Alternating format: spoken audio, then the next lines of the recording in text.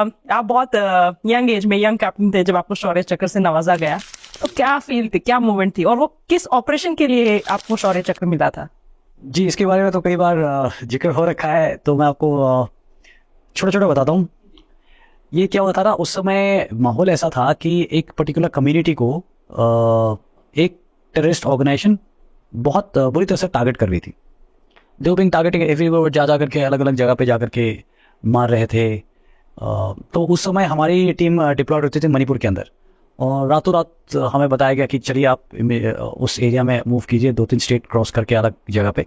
और हम वहाँ पे पहुँच गए थे, और 10 दिन के अंदर हमने एक मिलिट्री न्यूट्रलाइज कर दिया था, और करीब 1.5 महीने के अंदर हमने उनके जो कमांडर वगैरह थे वो सबको वी हैड किल्ड। तो उस वजह से जी शौर्य चक्र मिला था। Just that we were lucky, और कुछ नहीं। इसमें जब पहले वाला ऑपरेशन में जब हमने 1 मिलिटेंट मारा तो 10 ही दिन हुए थे, और मैं कुछ ज़्यादा शायद एडवेंचरस टाइप का होता था, तो I knew the local language वहाँ पे, और मैं एक स्टूडेंट बन करके वहाँ अंदर चले गया था।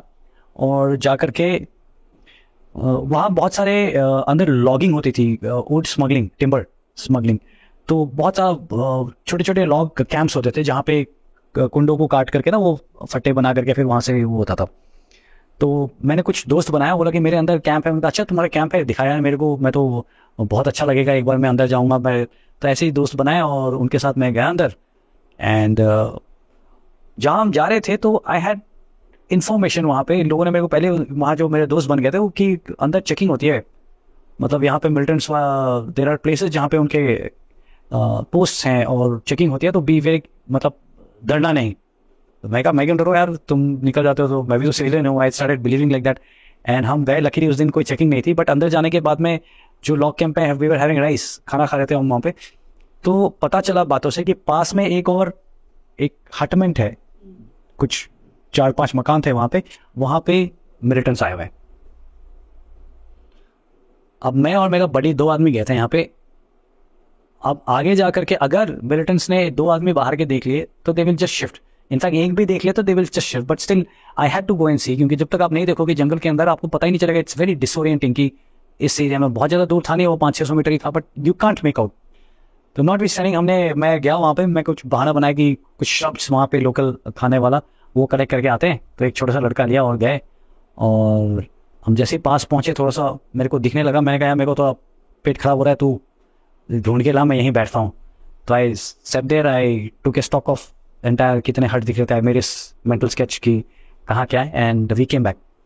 और वापस आने के बाद में इमीडिएटली रश्ड बैक की सर हो गया मेरे को वापस चल दो। केम बैक, मेरा जो टीम था वहाँ पे उस समय जब आए थे, तो brigadier Yogesh Sharma was a team commander, very fine gentleman. तो सर को बोला सर सैनिक समझ ले रहे थे, मैं कहा सर खबर है, अभी इमीडिएटली जाना है हमें, because if you launch now only then we will be able to hit. तो सर वाज वेरी नाइस, बोला कि चलो चलते हैं। And we went and we got, उसमें क्या हुआ था, वी केम अक्रॉस, वो हटमेंट लेट्स से ऐसे करके है, और एक साइड से जाकर के हमने प्लान किया था कि मिलिटेंट्स यहाँ होने के चांसेस थे। तो वी प्लानिंग कि हम ऐसे करके इस साइड में जाकर के विल ली स्टॉप्स सब तरफ से, and then we will engage from one side. But what happened, पहला स्टॉप रखा और हम जा रहे थे ऐसे, that is when these guys saw the militants बिल्कुल सामने। Now you have to call, take a call कि इधर प्लान करके हम पूरा जा करके अच्छे से करें या हम जब भी कर दें। तो वी डिसाइडेड कि नहीं, जो दिख रहा है उसको हम लेट्स, या तो उसमें एक्सचेंज ऑफ फायर हो गया। वी रश ताकि हम पीछे से पहुंच जाए, बट तब तक बाकी लोग निकल गए थे। जो भी हुआ वी वे सक्सेसफुल। सेकेंड वाला, उस समय ये तो चले एक ही रात में we just went and we cleared, but उस एरिया के अंदर वी रियलाइज कि नोबडी वोर शूज, कोई जूता नहीं पहनता था। क्यों? गांव वाले थे, बारिश हमेशा बारिश रहती थी वहाँ पे, तो जूते ऐसे आपके गीले रहेंगे और आपका पूरा कीचड़ कीचड़, घर गंदा होता रहता है, तो सारे नंगे पाँव घूमते थे।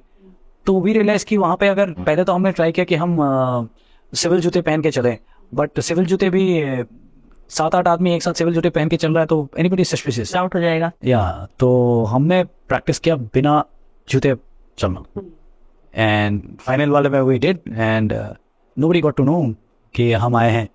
एंड ये मैं बताता रहता हूँ बार बार, ये जब हम गए ना पूरा जंगल जला हुआ था। आई हैड समबडी, एक सोर्स था जो बताने के लिए कि अंदर जा करके आपका एक जगह है जहाँ पे लोग आते हैं, चलो फिर, and we went there, and पूरा जंगल जला हुआ था, तो वो कहीं पहचान नहीं पा रहा था। जिस जंगल में वो गया था वो तो जंगल पूरा बदली हो गया। व्हेन देयर इज नोबडी, मतलब जो उसने देखा, everything has changed in a burned jungle.